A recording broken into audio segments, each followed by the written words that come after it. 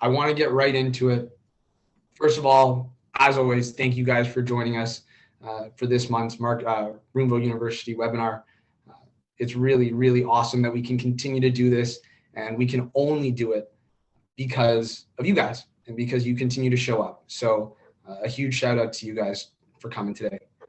You'll see that I'm joined, our special guest, Steve Hillis. I'm going to intro him in a little bit, but you're also going to notice your regular face, Jim Armstrong, my co-host. How's it going, Jim? It's going really well. And, Steve and I go back a few years. I met Steve a few years ago. He was actually Scott Humphrey, the CEO of the World Floor Covering Association, connected us. And Steve and I have done a number of webinars together. And what he has to tell you today, it's funny. I was doing coaching calls yesterday, and I had a couple people who didn't know about this webinar ask, we're going to be getting into commercial, and what's your advice regarding that? And I said, attend tomorrow's webinar. So I sent them the links, because what you guys are going to learn is something that is, I don't know, kind of like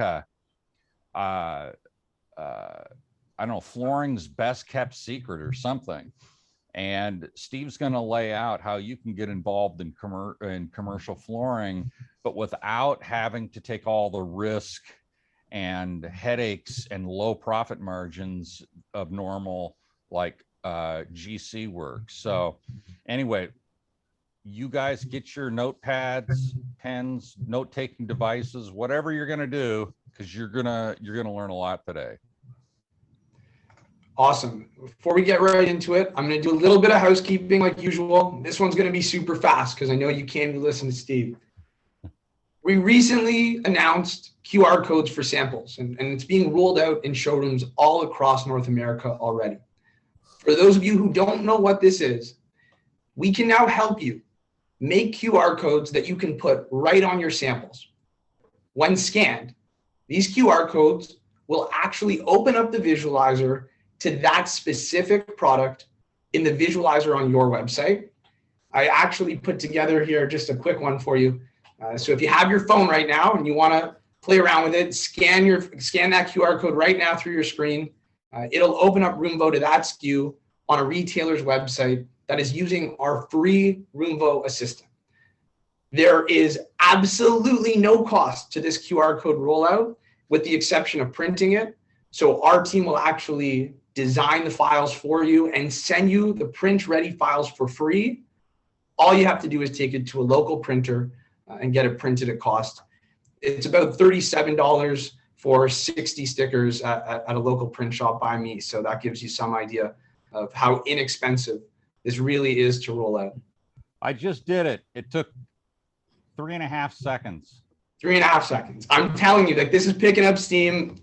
If you want this, you just email your Roomvo rep, whoever invited you today, and they'll work with you to figure out which SKUs you want it for. We'll do all the heavy lifting. And seriously, there's nothing like watching a customer get wowed when they scan this and see the product in their space. So highly, highly recommend you guys do it. It's available now. Without further ado, I want to introduce our guest speaker, Steve Hillis. He's the CEO of Empower Partners, LLC, and he has 36 years of experience as a leader in the flooring industry. Steve is the author of the upcoming book, Listening to Your Customers, and a frequent speaker at flooring industry events like NeoCon, Georgia Manufacturing Association, and other industry events. He was just at the Abbey show with me a couple weeks ago. Empower Partners is totally focused on serving the flooring industry with training, coaching, consulting, and recruiting services for retail and commercial flooring dealers, flooring distributors, and manufacturers. All Empower coaches and trainers have over 25 years of experience in the flooring industry. So like Jim said, take out your notebook. Their focus is helping flooring dealers achieve their personal and business goals. Steve, I'm going to turn it over to you. All right. Thank you, Brandon and Jim, and appreciate that introduction. Let me go ahead and get my screen share going here. Are you guys seeing seeing my screen now? Yep, We are. loud and clear. All right, awesome. Good. Well, we want to jump right in. This is a topic that is very popular with our clients that we do training on, and we do one-on-one coaching for business owners. And it's around developing more negotiated commercial business. It's something that we see a lot of retailers that are starting to look into. Most retailers do some amount of what we call Main Street commercial business, but this is a different element, and we'll get into that in a minute.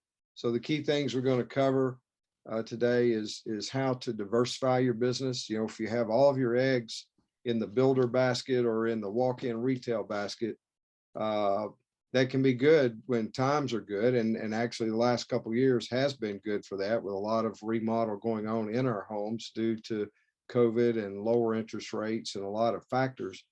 But what happens when interest rates go up, which they just went up yesterday, and they're likely to go up again. And as the economy and inflation kicks in, what's going to happen a year from now to our business if home remodels and builders building new homes slows down? So that's why I think it's a timely topic to be looking at as a business owner. Part of your strategy to diversify can be a smart move and can also improve your profitability. So we're going to focus on key things that allow you to increase margins and diversify your business. Hey, let me interject real quick here. If anybody has a question as we go along, put it in the Q&A box, and we'll have time for answering questions at the end as well. I'll keep an eye on those and kind of answer those as we go. So yeah. Good. Yeah, appreciate that, Jim. And a few questions to think about as we get into this topic. You know, how do we prospect now for new business? I'm going to share with you some ideas that might be helpful along that line, as it applies especially to negotiated commercial business. One of the things we look at with our clients when we first start working with them is to evaluate how much of our current business is bid work versus negotiated. And that's usually a good beginning point. And you know, bid works is obviously when you're compared to other bidders, other retailers, other dealers. Negotiated is when you've got the business, there is no bid. And I'll share with you in a minute a little bit more information about the different types of commercial business. But another thing to think about as you consider this is, what market segments would you focus on? You know, we don't recommend just taking a general approach where, you know, you go after everything and anything.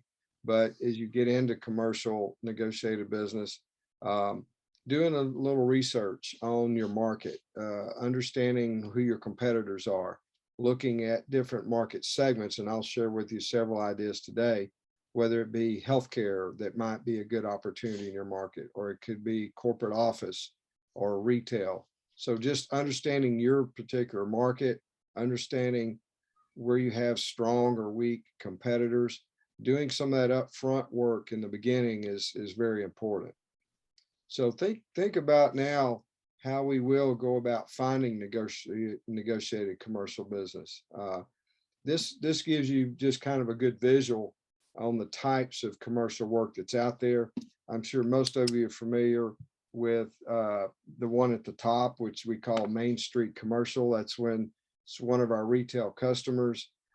We do floor covering for their home, and they happen to own a dentist office or a restaurant or maybe a retail store, and they ask us to go do floor covering there. That becomes what we call Main Street Commercial, where you need a commercial product and we go out and install it.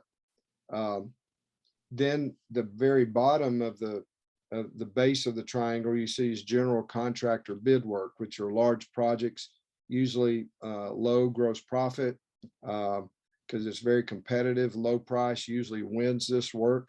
And another factor that has to be considered is that this normally has retainage where contractors will hold 10% of your revenue as retainage, and that could go on for a year. I've seen it go on for 3 years before you get that 10% retainage back. So this, advantage of that work, it can be high volume, but it also carries more risk with it and lower profit margin, and also can be a big cash flow drain. So you want to be cautious about getting too deep into that segment. What we're going to focus on today is right in the middle. It's called negotiated commercial business. It's built on relationships. It should be at a higher gross profit margin. You're going to deliver a higher level of service, and there's no retainage. So it's good cash flow, good margin, good reliable repeat business. That's what we want to focus on.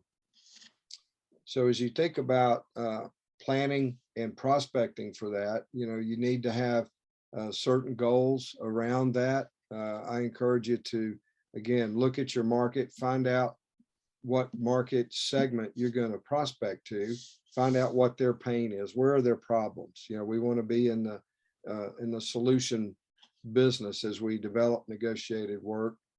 You may need to pivot and look at some new market segments that you haven't done before. So again, doing your research there is important. Many times you can get information from your vendor partners, from architects, design people in your market, networking, to try to learn about your competition and where there's opportunities. And then setting up a tracking and follow-up system as you start to prospect for new people is very important. So I'm going to share with you some just best practices, going to hit some high points here. Some of the markets that are very typical for retailers to expand into are hospitals. Senior living is a very strong negotiated market.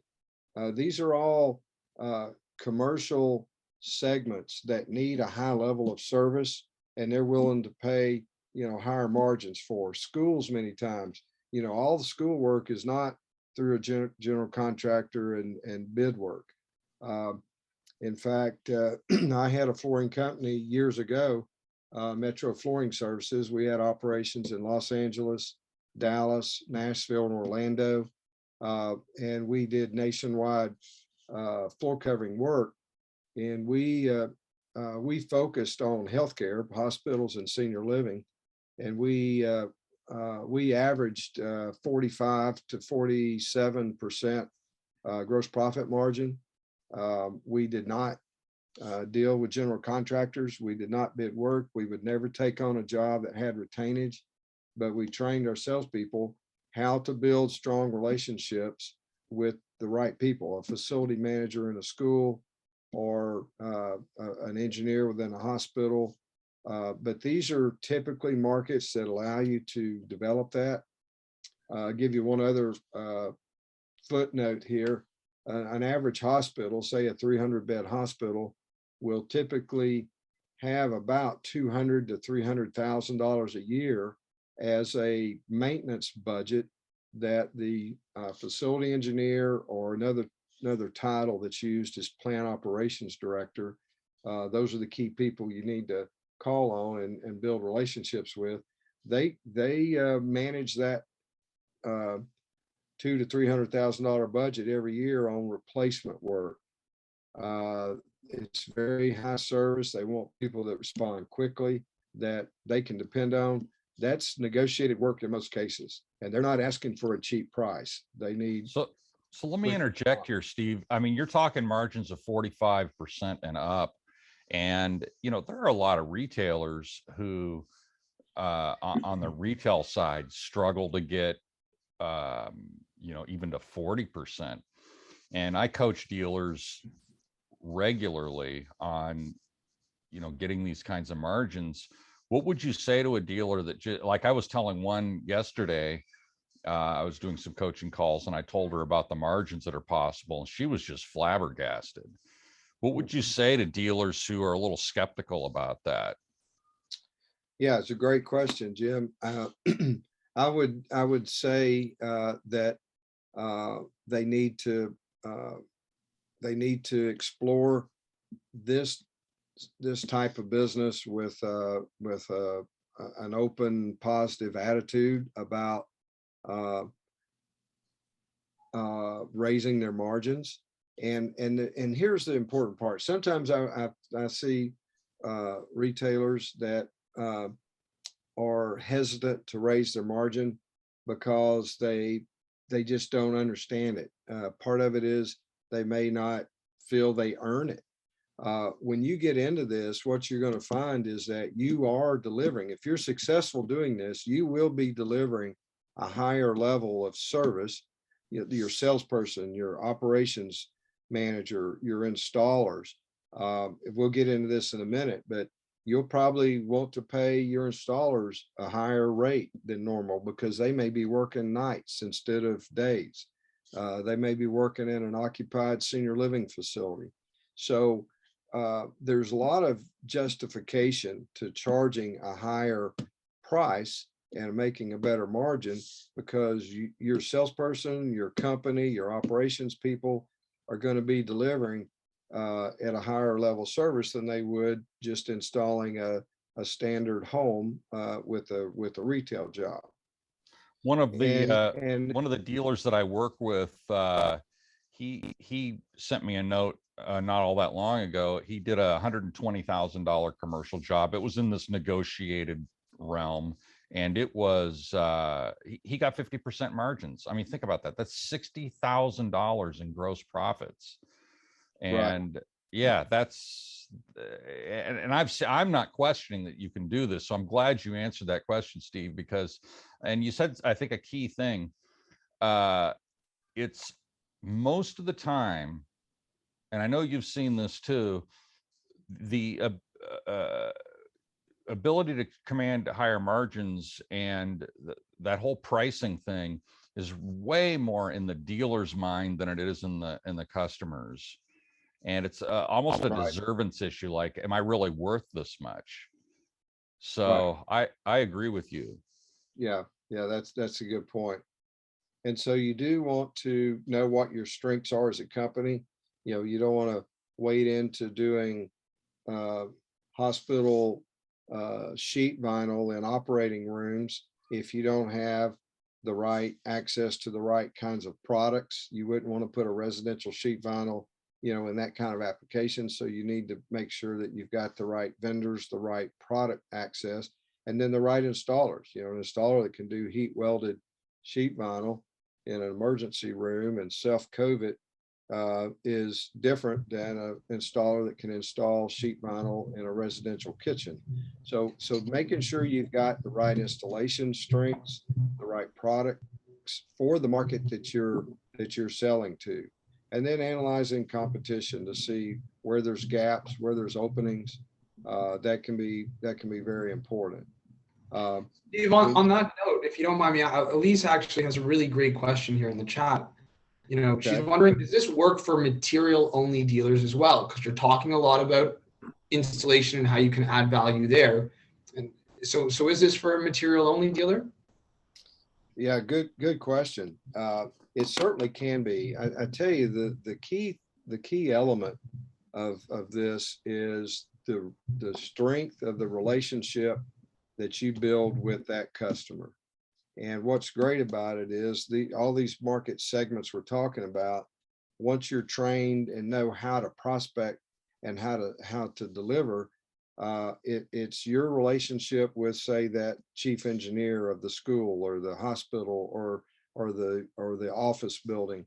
And it may be that they have their own installation crews already, and they just need a good source to give them advice on the right kind of flooring and being able to supply them the products. So certainly it can work that way. My belief is that you can go much deeper with an end user if you also can supply the installation, or maybe you refer an installation company to them. But it's that relationship with that facility manager that they can make one phone call to, say, you, the salesperson, and know that you can give them good advice, you can respond quickly, and you can help them get their job done. Yeah, so good question. So quality is usually a very important piece. So you probably want to make sure you do have a good installation company you're either networking with or that you're providing. And then you're going to find that customers in this realm, when you're dealing direct with end users, are willing to pay more for good quality and good service. And that relationship's really the key. So when you look at the best practices, building those strong relationships, like we've mentioned, people buy from people they like and trust. So you don't shoot from the hip. You have to give them accurate information. You've got to be there, taking them to breakfast, taking them to lunch, walking through their facility. It's different than just looking for something to bid. It's really building that relationship so that they know they can count on you is very important. And then focusing on, a few list of prospects. Don't try to stretch yourself too thin. If you say, I'm going to call on healthcare, for example, it's one we've been talking about, and you start calling on the hospital engineers and the facility managers of senior living facilities in your market, and then you don't show up again for 6 months, that's not going to be very effective. But if you can target, 8 or 10 key people and see them maybe once a week, and then as you start doing business, you're going to be there even more. The more face time, the more time you have to build that strong trust and that relationships, the better off you're going to be, because you want to be their trusted advisor. You want to be their floor covering person. And so that's the goal that you should have with this. And then be strategic about your face time, your time there with them. We recommend and we coach salespeople on climbing that ladder within the organization. A typical hospital, for example, we coach them on how to even make that first call. You don't walk in the front door and like most salespeople would do and go up to the front desk and say, who's your purchasing department or who buys floor covering. We coach reps on going to the back of the hospital. We say, find the dumpster. When you find the dumpster in the back of the hospital, you'll see a loading dock and there'll be vendor parking there, and you park and you don't carry samples in. You walk in like you own the place, and within about 500 feet of the back door, you'll find the plant operations director's office or the chief engineer's office. That's where they're located. And you walk in and meet the secretary and introduce yourself and meet the engineer, and you start building that relationship. So the way we approach the end users is kind of unique, but once you learn that system, then it becomes very easy to start building that business. Having a good team is very important. If your company is not on board with this, it won't work. You want to make sure your operations, your installation manager are all in sync with developing this negotiated commercial business.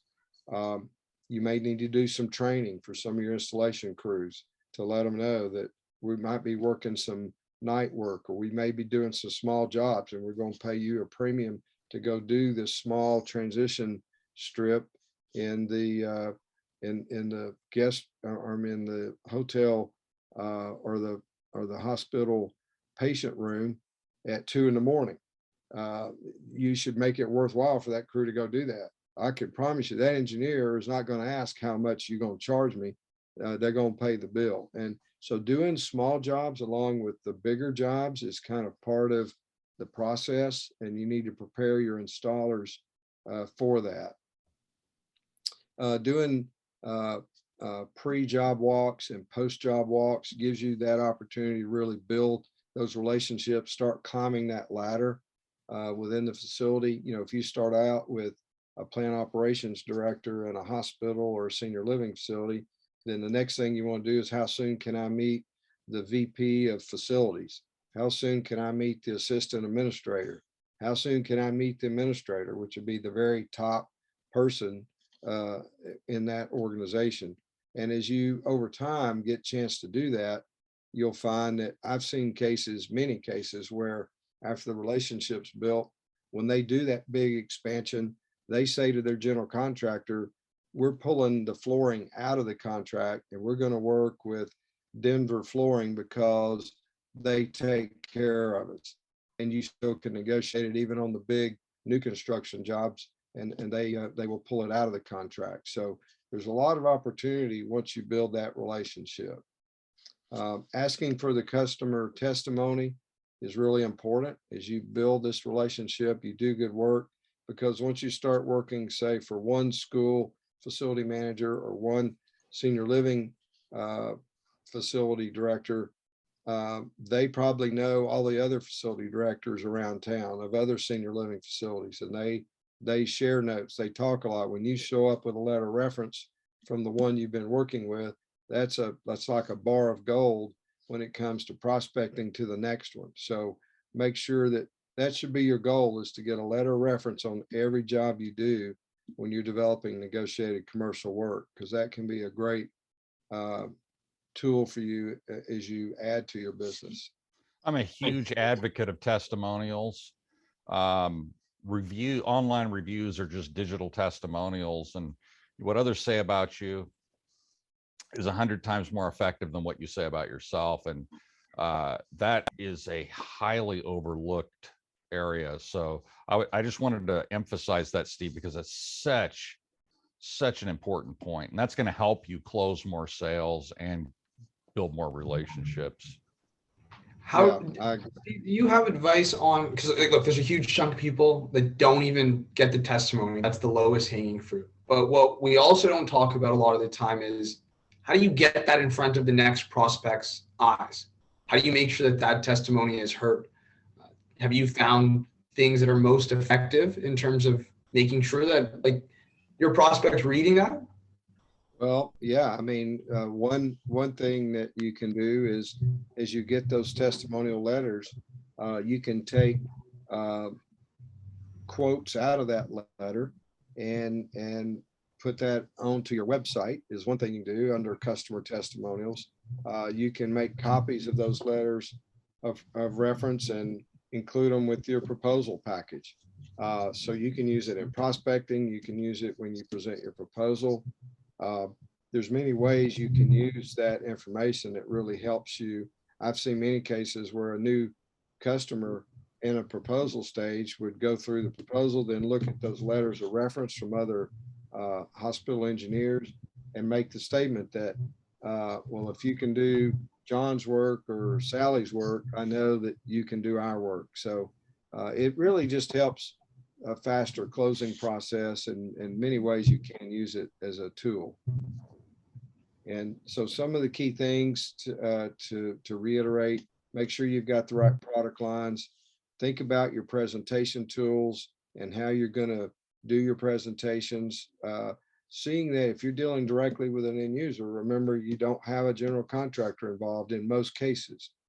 So you need to give them the warranty information, how to maintain the floors. And those are also opportunities to go deeper in your relationship, is to show that end user how you do maintain this LVT or this carpeting, whatever it might be.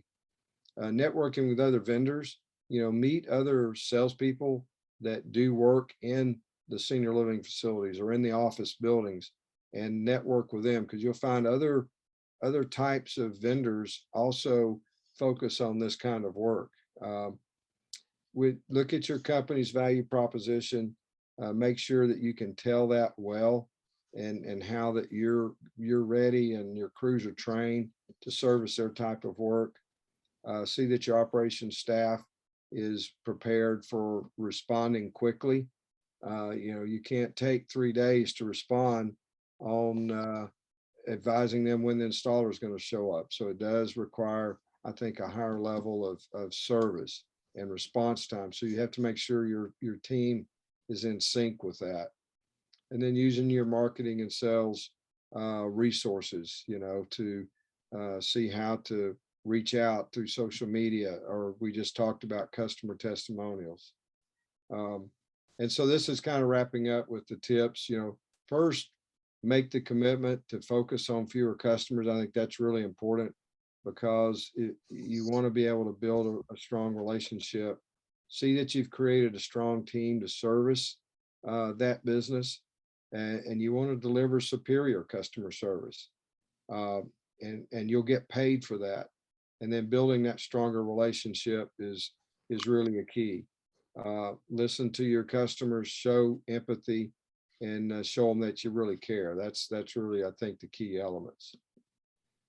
So Brandon, with that, any other questions that we want to entertain? There are no questions that are open right now, and I'll turn it to the audience if they have some questions for you. One thing that I will say, you were humble when I asked about getting those testimonies. How do you get them in front of the customer? I know that on your website, you guys actually have screenshots of letters. And I know that when I first met you and I was reading more about Empower, those letters really stuck out to me. So I encourage everyone who's listening to this to go on the Empower Partners website. I know the URL is there at the bottom, and look at that page, because I think that there's nothing more powerful than seeing that. And I don't think a lot of people do that. I think some people capture it and then I think they let it collect dust.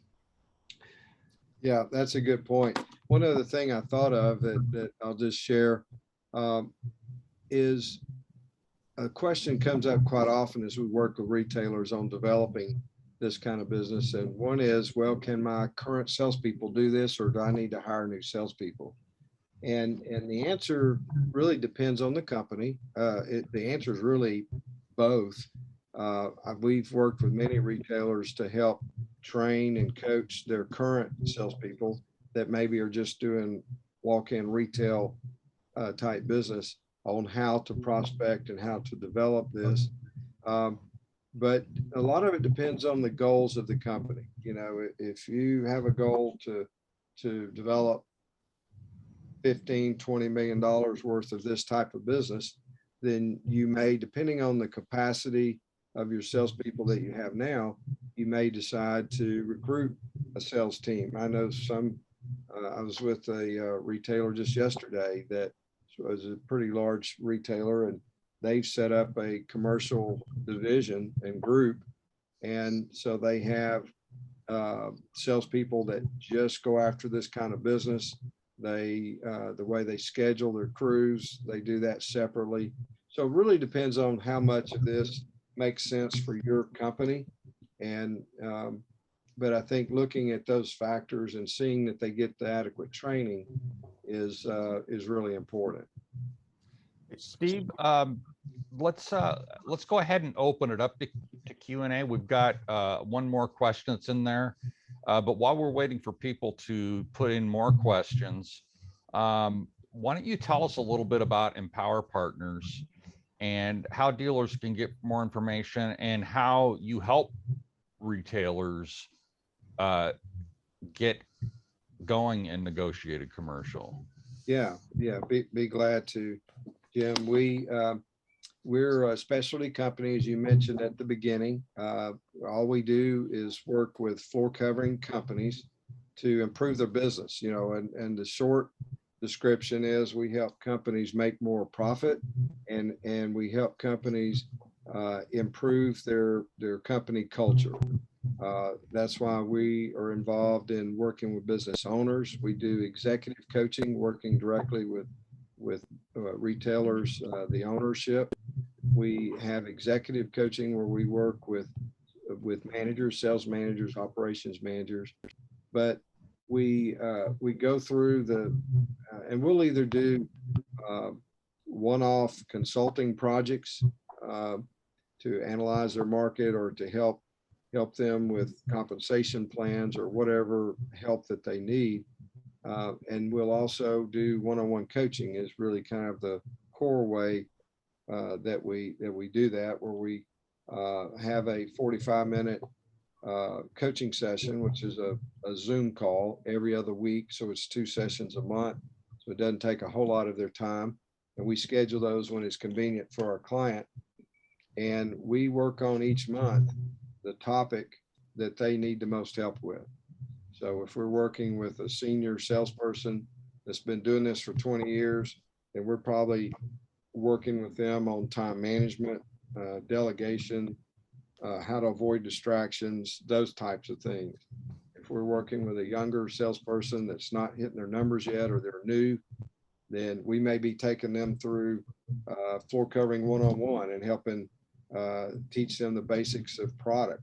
One of the challenges in our industry is somebody comes in and they start training day one, and we say, well, the Mohawk rep's going to be here next Thursday, and so you'll get 30 minutes of product knowledge when they hand out donuts and go through their new products. But that's more of a marketing pitch, or you get a little product information, but we go deep into, and I actually have floor covering basic manuals that we've developed that salespeople have as reference guides that really helps teach them what they need to know about yarn systems and backings, and how to maintain floor covering, how to estimate. So it depends on the customer, and we try to engage with them one-on-one to deliver what they need. It sounds to me, Steve, maybe you can flesh this out a little bit and correct me if I'm wrong, but it sounds like in most cases, or to have them be most effective at this, it would probably be a good idea to treat this like a separate division within your company and have its own kind of dedicated salesperson, et cetera, et cetera. Do you have any thoughts on that? I think you're right. It comes back to, though, I think the goals of the company, the ownership.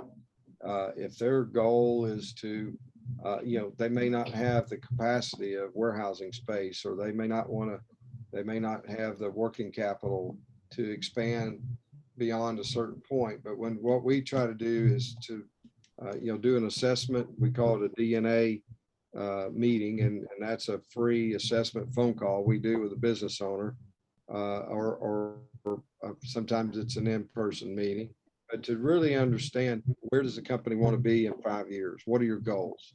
And we look at it from a sales growth standpoint, and kind of how they're structured currently, and then what are their current margins, and if they want to diversify and they want to become more profitable, that's usually kind of where this comes from, where it stems from. Then we help them look at what their current facilities are, what their capacity is, and then we look at the market, and so we can give them advice and some instruction around how to develop. And they might be, say, another $5 million worth of business that's higher margin negotiated commercial work. Someone may want to develop $20 million worth of that type of work. So it really comes down to what their goals are. But many times it is beneficial, especially if you want to grow substantially in this area, to set up a separate group that has a separate little showroom. It doesn't take a lot of sampling like a retail showroom to get into commercial. You're mainly working with architect folders, books that are built, and most retailers have these already with their Main Street commercial business. It's in some bookshelves in the back of the warehouse or somewhere, but just maybe expanding that a little bit to get the right sampling, seeing that your salespeople have the training on how to measure and price those products, and then seeing that you have the crews to do it. But as it grows, if you're wanting to do a substantial amount of work, I think having 3 or 4 salespeople that focus on that is good. It is a little difficult if someone is responsible for watching the retail store or the showroom, and then also doing commercial. A lot of this is going out into the facility and meeting the facility manager. That's very rare that facility manager or that chief engineer is going to come to your showroom. So it is going out into the field, taking samples, taking that person to lunch. So you need to have the flexibility as a salesperson to be able to do that. And that's why it sometimes makes more sense, as you suggested, to have a dedicated salesperson doing that every day versus I've got to be in the showroom for 6 hours a day. That does make it more cumbersome. Yeah, great question.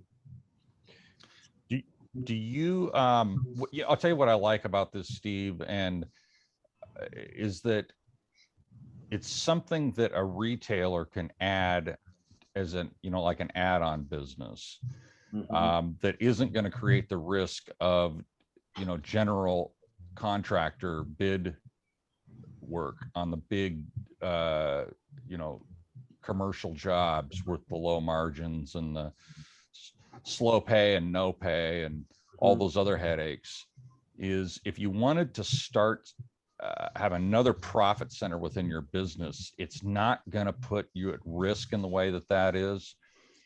Think about, I work with dealers who have carpet cleaning businesses within their business, dealers who sell window treatments, who do, bath and kitchen remodel. This would be like adding something like that. It's not just another product you're adding. It's more of a different, it's like its own service. It's like if you added carpet cleaning or something. Right. So it does take that, correct me if I'm wrong, it does take you needing to really treat this seriously and like it, like a business, like its own thing, but it's not that difficult to get into and not the high risk, et cetera, that you're going to face with the GC work. Am I correct in that, Steve? That is correct. Yeah, you're right. You're not having to buy equipment. You're not having to expand showroom space. You probably don't have to do a lot with warehousing, but you do need to, probably have some additional capacity for your warehousing. And then, again, you may have to recruit some installation crews. Most of it subcontract installation in our industry anyway. So you're not having to invest working capital other than, doing some recruiting of crews and then training your salespeople. So it is, I believe, a low cost, low risk way to grow your sales, improve your profitability, and maybe improve your cash flow. Depending on where you are, it's going to be at least as good or a cash flow as you currently have with retail business. But if you're working with builders and other things, it might even be better because it's very common if you need to get, a 30% deposit with the contract to get started and order materials. That's not usually a problem when you're working direct with an end user. It's just much easier to do business. Your reliability of your payables and your receivables are much better than dealing with the general contractor. Great. A couple of people have asked if they could get the slides for this. Steve, would that be okay? Would you be willing to send out the slide decks if they got in touch with you? Yeah. How about how about it? Go ahead. I'll let you talk. Well, I was just going to say on the screen now, if it's still up, we've got our website address, and then the email address is the easiest thing, just to send me an email and request whatever you'd like to have, the PowerPoint deck. I'd be glad to send that out, or if anyone has questions about coaching and training or the consulting, we're glad to set up a free discovery call and see if we can help you. We don't work with everybody, but if we see that with your goals and your challenges, there is something we can help you improve on or move the needle, then we'll engage and help you out with it. Steve, Kevin just asked a really interesting question. A lot of these places that you're suggesting, people walk in the door. I like your line, find the dumpster. They're going to go in, and I think they're going to find that they already have a provider. So do you have any suggestions as to how the people sitting on the call today can convince those prospects to maybe consider them, change providers, anything that you found worked in the past? Sure. And that's a great question. I think I mentioned early on when we were talking about prospecting that doing a research in the early stages is important, and making some phone calls or going out and setting up some meetings is very useful, because you do want to analyze your competition. I mean, I know some markets that you know, a large commercial dealer has really focused and done a great job on hospital work, for example. And so they may really have that relationship built. My experience has been that the odds are that that engineer does not have a good relationship with a flooring company.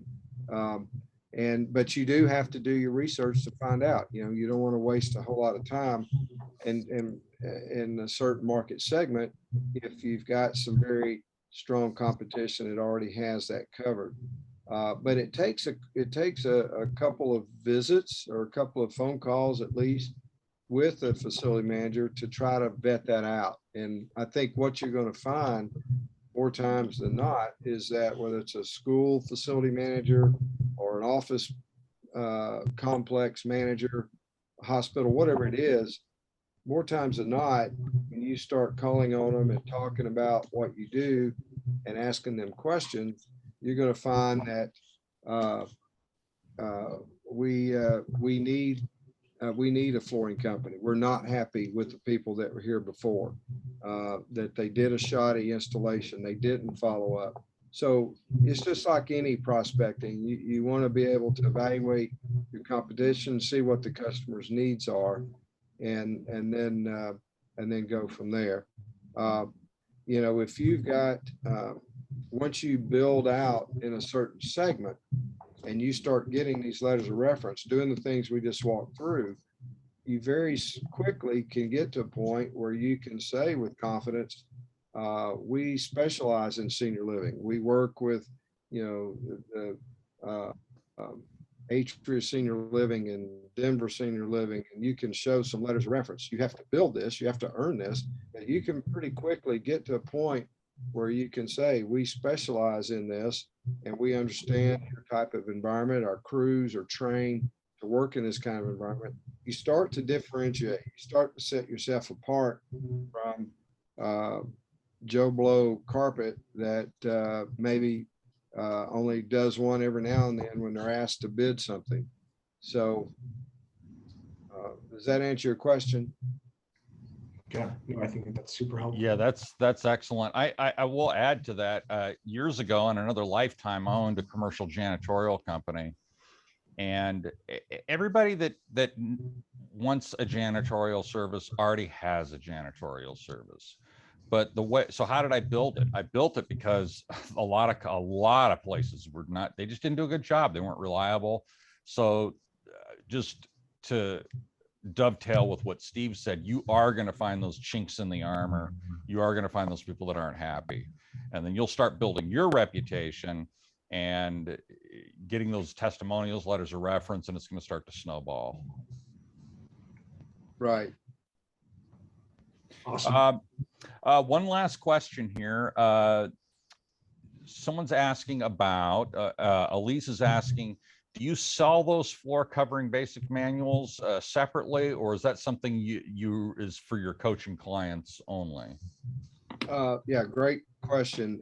We do sell those separately. You know, we will be glad to, again, if you'll just contact me through email or phone call, we'll give you more information on that.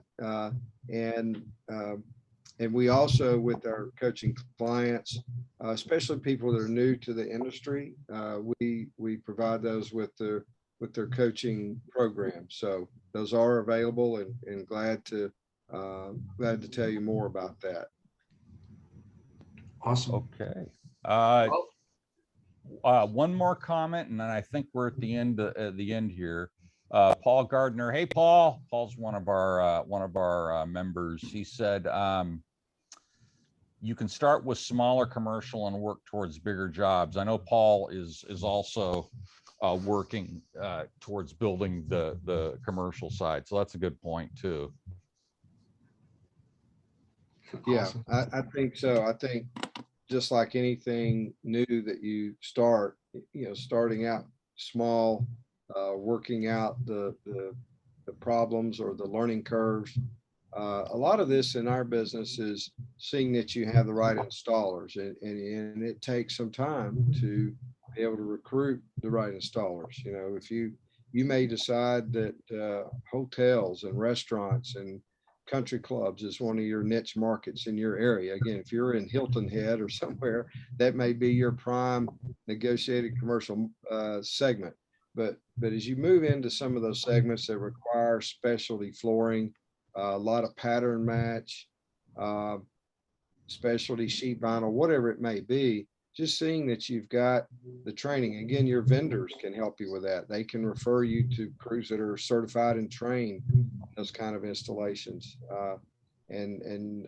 So you do, I agree, starting out small and building, you don't want to just jump in and go start off with $1 million school job and you see that you don't have the right equipment to take up the old carpet, and you wind up maybe not pricing it properly. So there is a learning curve with that. And I think starting small and working your way up is a great strategy. All right, we've had a couple people say, great job, great info, thank you. We're getting some really positive comments here, Steve. So, wow, thank you so much for coming on and sharing with us. This has been really valuable. Well, it's my pleasure. It's good to be with you today, and thanks for including us on the webinar. Yeah, I just want to reiterate that. Thank you so much for taking the time to speak to our network. Obviously, Jim, thank you for always sharing your time with us to co-host these. And thank you to everyone who came. We can truly only keep doing these because you guys continue to show support. So if you're going to be at trade shows coming up, we'll be at coverings. Come say hi to us. If you want QR codes, reach out to your Roomvo rep. And please go check out the Empower Partner website and reach out to Steve if you have any questions at all. Yeah, just thank you again. This was awesome. I really appreciate it. Thanks, everybody. All right. Take care. All right, everyone.